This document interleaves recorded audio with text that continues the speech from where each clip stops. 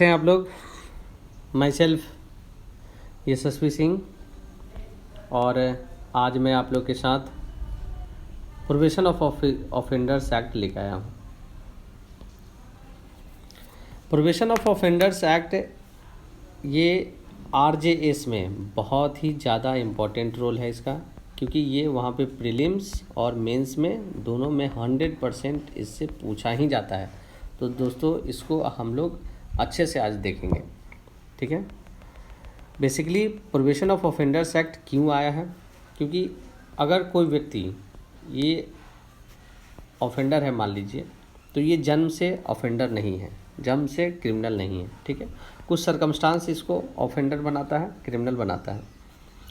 तो वो अगर कोई ऐसा पनिशमेंट करता है जो कि डेथ और लाइफ इम्प्रिजमेंट से कम हो, तो उसको प्रोहिबिशन पे छोड़ दिया जाता है, ठीक है। लेकिन इसके लिए प्रोहिबिशन ऑफिसर को अपॉइंट किया जाता है, ठीक है। तो ये बेसिक पर्पस हम लोग समझ गए। अब इसमें देखेंगे कि ये एक्ट कब फोर्स में आया, ठीक है। फोर्स में ये 1 अक्टूबर 1962 को आया। हमारे राष्ट्रपिता का आपको 2 अक्टूबर को आता है, उनका हम लोग जन्मदिन मनाते हैं 2 अक्टूबर, और इनका ये फोर्स में आया 1 अक्टूबर, इसे याद रखिएगा, ठीक है। अब हम लोग सेक्शन 1 को समझते हैं। सेक्शन 1 में बेसिकली डिफिनीशन में ये आपको कहाँ पे अप्लाई है करता है ये सब बताता है, ठीक है। ये एप्लीकेबल है पूरे इंडिया में, लेकिन आपको जम्मू कश्मीर में एप्लीकेबल नहीं है, ठीक है। ये प्रोहिबिशन ऑफ ऑफेंडर्स एक्ट 1958 का है, ठीक है। 1962 में कमेंस्ड हुआ। कब कमेंस्ड हुआ? 1962 में, ठीक है। अगर जिन स्टेट में prohibition of offenders act applicable नहीं है, वहाँ पे क्या अप्लाई होगा? तो वहाँ पे सीआरपीसी का 360 अप्लाई होगा, ठीक है।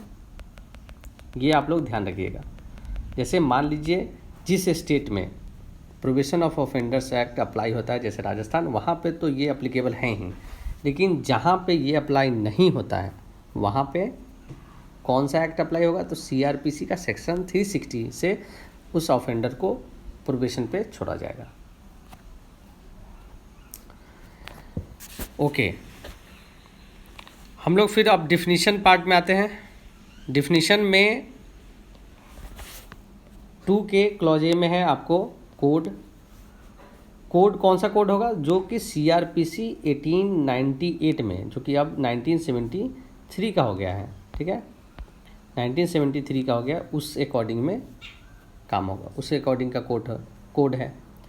फिर बी में इम्पॉर्टेंट है, इसको हमेशा याद रखिएगा, पूछ देगा प्रीलिम्स से, मैक्सिमम तो पूछता है। प्रोहिबिशन ऑफिसर कहाँ डिफाइंड है? तो सेक्शन 2 क्लॉज बी में, ठीक है। अब ये प्रोहिबिशन ऑफिसर का पूरा एलोब्रेशन कहाँ पे है? सेक्शन 13 में, ठीक है। तो हम लोग एक बार सेक्शन 13 देख लेते हैं।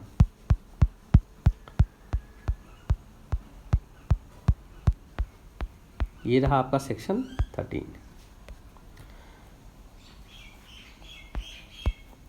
प्रोहिबिशन ऑफिसर, ठीक है।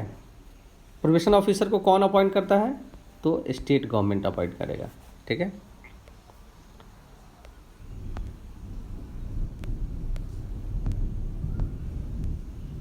उसके बाद ये आपको एक्सेप्शनल केस में अपॉइंट होता है। प्रोहिबिशन ऑफिसर कभी भी अपॉइंट होगा तो प्रोहिबिशन ऑफिसर एक्सेप्शनल केस में अपॉइंट होता है, ठीक है।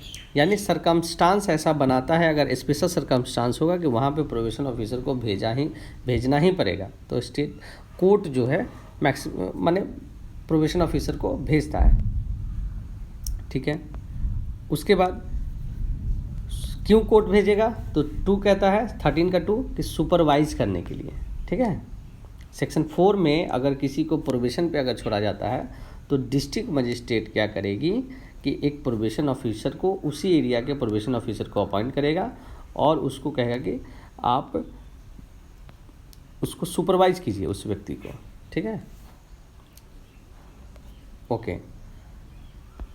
3 कहता है कि probation officer in the exercise of his duties under this act shall be subject to the control of district magistrate of the district in which the offenders for the time being resides.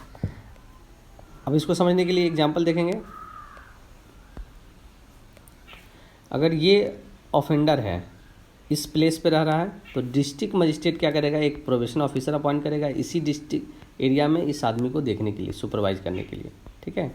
और ये probation officer district magistrate को बताएगा, ठीक है, time to time सारा खबर देगा, ठीक है। अब हम लोग आगे देखते हैं, डिफिनीशन पढ़ रहे थे हम लोग, सेक्शन 2 आगे आता है कि वर्ड एंड इसमें सी क्या है, प्रिस्क्राइब्ड, ठीक है। प्रिस्क्राइब्ड कहाँ डिफाइंड है, 2T में, CRPC के सेक्शन 2 क्लॉज T में आपको प्रिस्क्राइब्ड डिफाइंड है। इसका वर्ड एक्सप्रेशन क्या होगा, D का हम देख लेते हैं। वर्ड एक्सप्रेशन इसका CRPC 1898 जो कि 1973 अब हो गया है, उस हिसाब से इसका वर्ड्स एंड एक्सप्रेशन होगा, ठीक है। अब हम लोग देखते हैं power of court to release certain offenders after admonition. Admonition क्या होता है, एडमोनिशन मतलब आपको डांट फटकार लगाकर छोड़ना होता है, ठीक है। डांट फटकार लगाकर छोड़ने को कहते हैं एडमोनिशन, ठीक है। अगर कोई भी ऑफेंडर सेक्शन 379 में, 380 में, 381 में, 404 में, 420 में अगर वो अरेस्ट होता है, अगर कन्विक्ट होता है, तो उसको डांट फटकार लगा के क्या करेगी, छोड़ देगी। इसमें कितना साल का सज़ा है, 2 साल या 2 साल से कम का है, यानी 2 साल से ज़्यादा का सज़ा नहीं होना चाहिए, ठीक है। तभी उसको एडमोनिशन पे छोड़ा जाएगा, यानी डांट फटकार लगा के छोड़ देगा, ठीक है।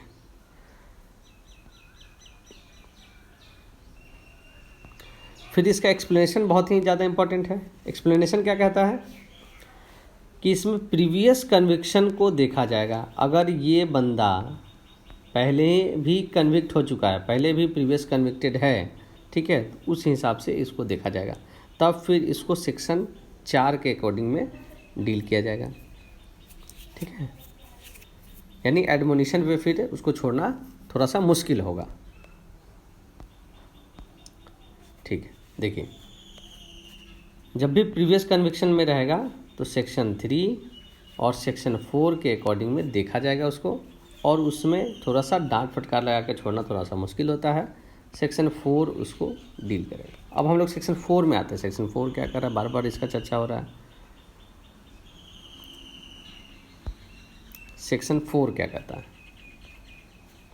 सेक्शन 4 कहता है power of court to release certain offenders on probation of good conduct. इसमें प्रोबेशन डिफाइंड है, ठीक है। तो अगर आपको क्वेश्चन आता है कि प्रोबेशन कहाँ डिफाइंड है, तो सेक्शन 4 में, ठीक है, ठीक है। अगर गुड कंडक्ट रहा तो उसको क्या करेगी, कोर्ट जो है उसको रिलीज कर सकता है, okay. When any person is found guilty or having committed an offense not punishable with death or imprisonment of for life, ठीक है। इसमें देखिए, डेथ नहीं होना चाहिए, डेथ सेंटेंस नहीं होना चाहिए, या फिर लाइफ इम्प्रिजमेंट का सेंटेंस नहीं होना चाहिए, इससे कम रहे अगर, ठीक है, तो क्या कोर्ट क्या करेगी, ओपिनियन ऐसा फॉर्म करेगा, having regard the circumstance of the case including the nature of the offence and the character of the offence. क्या क्या चीज़ देखेगा, तो इसमें 2 चीज़ है, नेचर देखेगी, नेचर ऑफेंस का क्या है, प्लस उस ऑफेंडर का कैरेक्टर क्या है, ठीक है। इसको अंडरलाइन कर लीजिए, nature of the offender, offence and character of the offender, ठीक है। उसके बाद expedient to release him on probation of good conduct, उसको क्या करेगा, प्रोबेशन पे, गुड कंडक्ट के प्रोबेशन पे उसको छोड़ देगा। Notwithstanding anything contained in this in any other law for the time being in force the court में instead of sentencing him once to any punishment direct that he be released on the entering into the bond। उसको bond लेके, उसको underline कीजिएगा, उसको sentence देने से पहले उसको करेगा कि एक बार छोड़ के देखा जाए, उसको रिलीज कर देगा बॉन्ड बना के। ठीक है, बॉन्ड में भी क्या, तो इसमें दो टर्म है, श्योरिटी ले सकता है या फिर नहीं, विद और विदाउट श्योरिटी, इसको अंडरलाइन कर लेंगे, विद और विदाउट श्योरिटी। ठीक है, उसको छोड़ देगा। एंड रिसीव, उसके बाद आगे पढ़िएगा, and receive sentence when called upon during such period not exceeding 3 years the court में direct in meantime to keep peace and good behaviour. ये इंपॉर्टेंट है, उस पर कोर्ट जो है सुपरवाइज, इसीलिए प्रोबेशन ऑफिसर अपॉइंट किया जाता है। कोर्ट जो है क्या करेगी, नज़र रखे रहेगी कि शांति से रह रहा है, गुड बिहेवियर है कि नहीं, ये भी देखते रहेगी। ठीक है, सेक्शन 4 क्लियर है कि नहीं आप लोग को? अगर कोई डाउट होगा कमेंट बॉक्स में आप लोग पूछ सकते हैं। दोस्तों मेरा टेलीग्राम ग्रुप भी है, उसमें भी आप लोग ज्वाइन कर सकते हैं, जिसमें लेटेस्ट अपडेट आते रहता है। अब इसका एक्सेप्शन है सेक्शन 4 का, क्या एक्सेप्शन है? एक्सेप्शन ये कहता है, provided that the court shall not direct such release of offender unless it is satisfied that the offender or his surety, if any, has fixed place or abode or regular occupation in the place over which the court exercises jurisdiction or which the offender is likely to live during the period for which he enters into bond। ठीक है, तो court क्या करेगा, exception है, court ऐसा कोई release order नहीं देगा ऑफेंडर का जहाँ पे उसका जुरिडिक्शन ही नहीं हो। ठीक है, यहाँ पे जुरिडिक्शन का बात करता है, जुरिसडिक्शन। ठीक है, fixed place or abode or regular occupation in the place over which the court exercise jurisdiction or which the offender is likely to live during the period which he enters into the bond. ठीक है, बहुत आसान था section 4। अब हम लोग आगे बढ़ते हैं। इसका सब सेक्शन 2 क्या कहता है? Before making an order under sub section 1 the court shall take into the consideration report if any probation officer concerned in the relation of the case. Court क्या क्या कंसिडर करेगा अगर section 1 में अगर उसको रिलीज करते हैं, releasing का है, प्रोबेशन पे छोड़ देना, रिलीज करें, लेकिन कोर्ट क्या कंसिडर करेगा कि उसका जो है प्रोबेशन ऑफिसर से पूछेगा कि ये उसका रिलेशन कैसा है केस के अकॉर्डिंग। ठीक है, अगर प्रोबेशन ऑफिसर का रिपोर्ट सही है, ये रिपोर्ट देगा प्रोबेशन ऑफिसर। ठीक है, अपना रिपोर्ट बना के देगा कि हाँ ये बंदा सही से है कि नहीं है समाज में। ठीक है, सब सेक्शन इसका 3 क्या कहता है? व्हेन एन ऑर्डर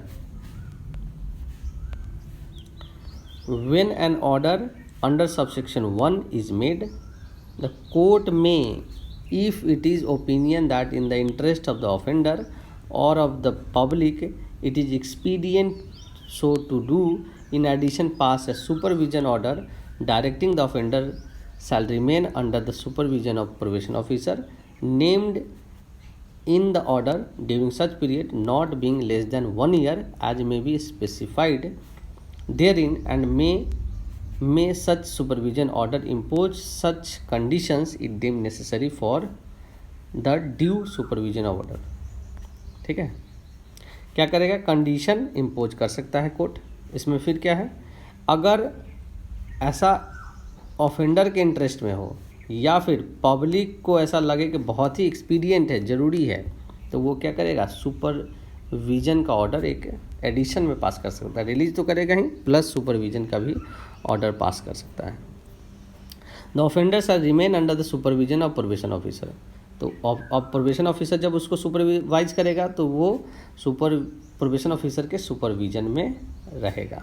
ठीक है, लेकिन not being less than 1 year, 1 साल से कम नहीं रहेगा, यानी 1 साल तक उसको सुपरविजन में रहना होगा। 1 ईयर तक उसको क्या करना होगा, सुपरविजन में रहना पड़ेगा। ठीक है दोस्तों, ये समझ में आया कि नहीं। अब सबसेक्शन 4 इसका देखते हैं।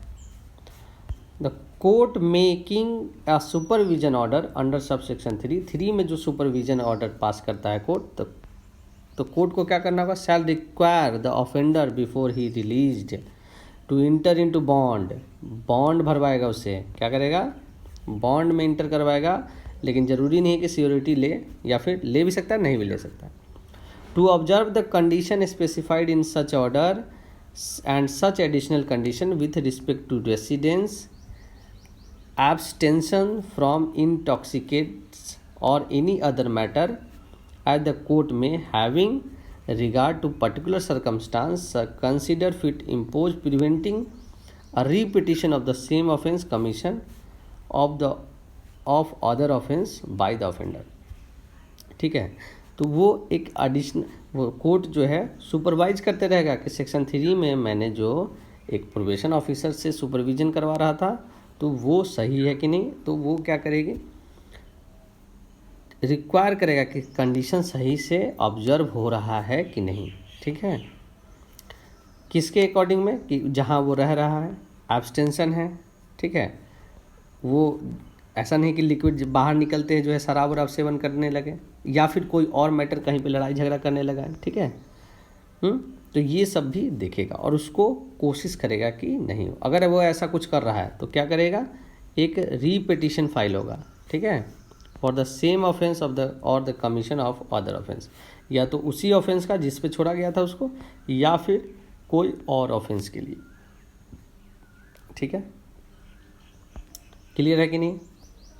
सबसेक्शन 5 कहता है the court making a supervision order under subsection 3 shall explain to the offender the terms and condition of the order, shall forthwith furnish 1 copy of supervision order each of the offenders, the sureties if any, and the probation officer concerned। ठीक है, तो court जो supervision का order देता है, ठीक है, section 3 में, सब सेक्शन 3 में 4 के 3 में जो सुपरविजन का ऑर्डर यानी प्रोबेशन ऑफिसर अपॉइंट करता है, उसको सुपरवाइज करने के लिए बोलता है।